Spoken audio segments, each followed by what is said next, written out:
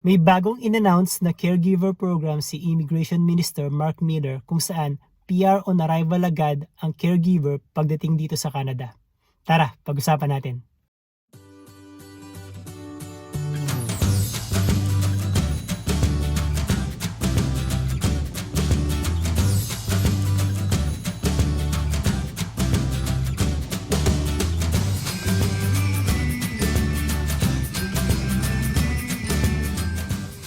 Bago natin simulan, gusto ko lang po magpasalamat sa mga taong nag-subscribe sa atin kasi last video po natin nasa 1,700 yung mga subscribers natin at ngayon po as of now nasa 1,870 yung mga subscribers natin. Hindi ko na po kayo iisa-isahin pero nagpapasalamat po ako sa pag-subscribe nyo at kung hindi pa po kayo subscribers, please subscribe para mapaabot natin sa 2,000 yung mga subscribers natin. So before natin i-play yung video ni Immigration Minister Mark Miller, ipapaliwanag ko lang kung ano yung PR or Permanent Resident Visa dito sa Canada. Basically, yung PR dito is yun yung katulad ng green card holder sa Amerika. So ang isang tao may PR status dito sa Canada has all the rights similar to a citizen pero may mga konting pagkakaiba lang. For example, hindi ka makakapunta sa mga bansa kung saan hindi kinakailangang kumuha ng visa kung ikaw ay isang Canadian passport holder. Tapos kung PR status ka lang, hindi ka makakaboto dito sa Canada tulad ng ginagawa ng mga citizen tuwing halalan. And number 3, meron kang certain amount of days na kailangan mong ilagi dito sa Canada para ma-maintain mo ang iyong PR status. And number 4, kung ikaw ay nakagawa ng krimen dito sa Canada, mawawala ang iyong PR status. Like any types of krimen, even driving under the influence of drugs or alcohol is reason enough para mawala ang iyong PR status dito sa Canada. At ang kagandahan naman ng pagkakaroon ng isang PR status dito sa Canada is you are just one step behind para maging citizen ka na. So right now, kapag PR status ka, you only need 3 years of filing your taxes para makapag-apply ka for citizenship. So yun ang kagandahan ng isang PR status dito sa Canada. So ngayon na naipaliwanag ko na sa inyo kung anong ibig sabihin ng PR or Permanent Resident dito sa Canada, ating panoorin yung announcement ni Immigration Minister Mark Miller last June 3, 2024 regarding sa bagong caregiver pilot program. Today I'm very pleased to announce that we are launching new pilots that will provide permanent residency status for caregivers as soon as they arrive in Canada.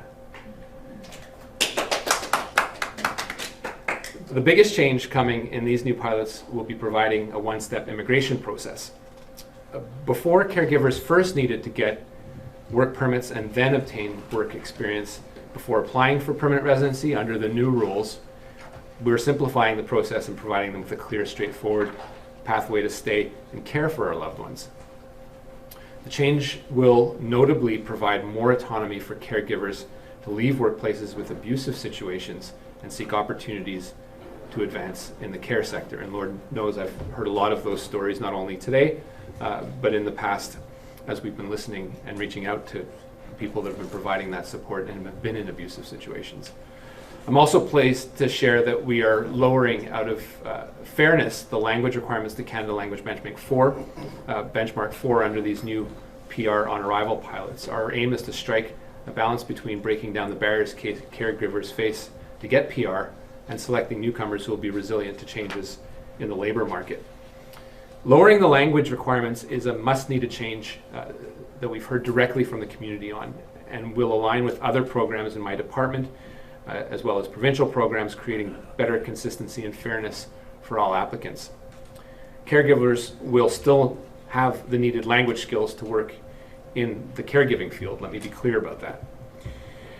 And finally, as we look to address the desperate need for caregivers, we're also expanding the pilot programs from private household employers now to also include organizations who will directly employ home care workers. This will allow for and not-for-profit organizations to provide job offers and help address home care needs where labor shortages exist. So kung napanood nyo yung video, maraming magagandang sinabi si Immigration Minister Mark Miller kung bakit kailangan pa rin nilang magpasok ng mga caregiver dito sa Canada. So kung pupunta kayo sa canada.ca sa website na ito, makikita nyo yung news release regarding sa bagong caregiver program na in-announce ni Immigration Minister Mark Miller. So yung old caregiver program is matatapos na ngayong June 2024 and as early as fall of 2024, baka simulan na yung bagong caregiver program. So ayon dito sa website, mayroong 4 na criteria kung saan maaari kang maging eligible sa pag-apply sa bagong pilot program. So babasahin muna natin to isa-isa and then ipapaliwanag natin isa-isa yung mga criteria. So ito yung mga criteria. Attain a minimum of level 4 based on the Canadian language benchmarks. Number 2. Hold the equivalent of a Canadian high school diploma. Number 3. Have recent and relevant work experience. Number 4. Receive an offer for a full-time care job. So yun yung 4 na criteria kung saan pag namit mo tong 4 na criteria na ito ay eligible ka nang sumali sa bagong caregiver program na ila-launch this coming fall. So isa-isahin natin.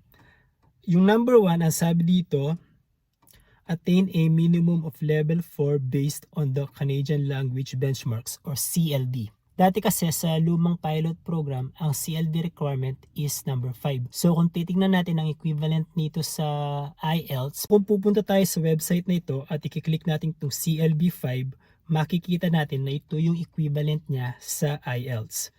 5 points sa listening, 5 points sa writing, 4 points sa reading, 5 points sa speaking. And since ibababa nila ito sa CLB 4, ito na ang magiging IELTS equivalent ng mga ito. 4.5 sa listening, 4.0 sa writing, 3.5 sa reading, 4.0 sa speaking. Kung interested kayo kung paano mag-take ng IELTS exam on your own, as in ikaw lang yung magre-review, hindi mo kailangan mag-aral sa mga IELTS school, i-click nyo lang itong link na to dito sa card na ito. May video ako dati na pinapaliwanag yan. Kung gusto nyo lang puntahan. Tapos ang second criteria naman is hold the equivalent of the Canadian high school diploma. So anong ibig sabihin nito guys? So kung sa Pilipinas kasi, kung matatandaan nyo, noong 2017, binago ang education system natin sa Pilipinas at ginawang K-12. So depende kung anong year kayo nag-graduate, malalaman nyo kung ano yung equivalent ng Canadian high school diploma dito sa Canada. So kung ikaw ay umattend ng K-12 at nag-graduate ka in a K-12 system, then okay yun. Ibig sabihin, you already have an equivalent of a Canadian high school diploma. Pero kung ang inabutan mong school system sa Pilipinas is before 2017, meaning nag-graduate ka sa elementary nung grade 6 ka at nag-take ka ng 4 years sa high school, then kailangan mo pa ng 2 years post-secondary para maging equivalent mo yung Canadian high school diploma dito. So either nag-aral ka ng 2 years sa college o nag-aral ka ng 2 years sa isang vocational school. So kailangan mo yun para ma-consider na equivalent ng Canadian high school diploma yung natapos mo sa Pilipinas. Tapos yung number 3 naman is have a recent and relevant work experience. So self-explanatory na lang to, hindi ko na kailangan ipaliwanag, dapat meron kang experience sa pagki-caregiver, either sa matanda or sa mga bata. And number 4 is receive an offer for full-time home care job. So self-explanatory na rin to, kailangan merong mag-offer sa iyo ng isang full-time caregiver job dito sa Canada para maging eligible ka. Tapos ito pa yung maganda sa program na ito guys. Bukod sa pagkakaroon ng isang full-time job as a caregiver dun sa original employer mo, this program also allows you to work for organizations that provide temporary or part-time care for people who are semi-independent or recovering from an injury or illness.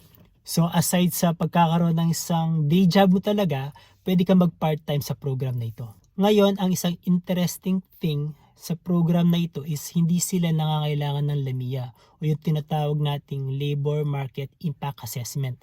Dati kasi sa mga previous program, kinakailangan yung LAMIA. Pero base dito sa website na binabasa natin, hindi required yung LAMIA. So hindi tayo sigurado kung sigurado ba na hindi na sila maghihingi ng LAMIA sa program na ito or manghihingi pa din sila, hindi natin alam. So antabayanan na lang natin. So sabi rin sa website na ito, As part of the 2024-2026 immigration level plans, Canada will admit over 15,000 caregivers as permanent residents. And then sabi din, as of April 30, 2024, nearly 5,700 caregivers and their family members have become permanent residents since the launch of the Home Child Care Provider Pilot and the Home Support Worker Pilot in 2019.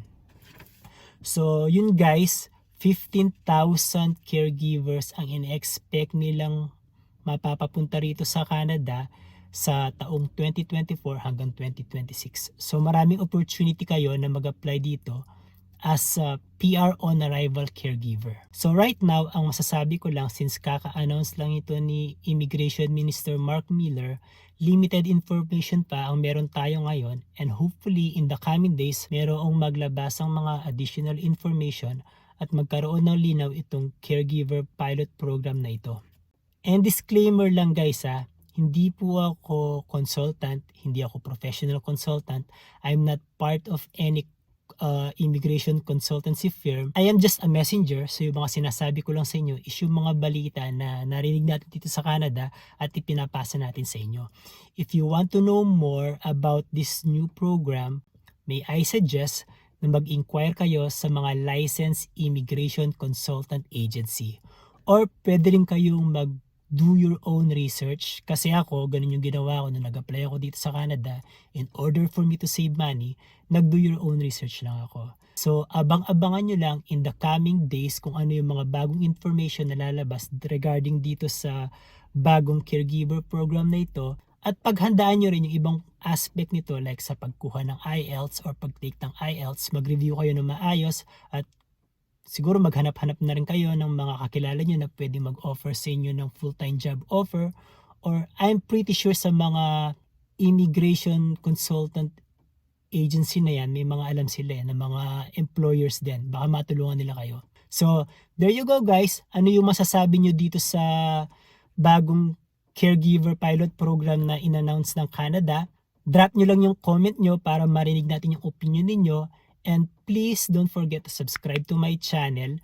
Maraming salamat po sa mga nag-subscribe na and sa mga hindi pa po nagsasubscribe. Help me na mapaabot sa 2,000 yung mga subscribers natin. So don't forget to subscribe to my channel, click the notification bell, like this video, and drop your comments na rin. Maraming salamat po. Hanggang sa muli. Bye!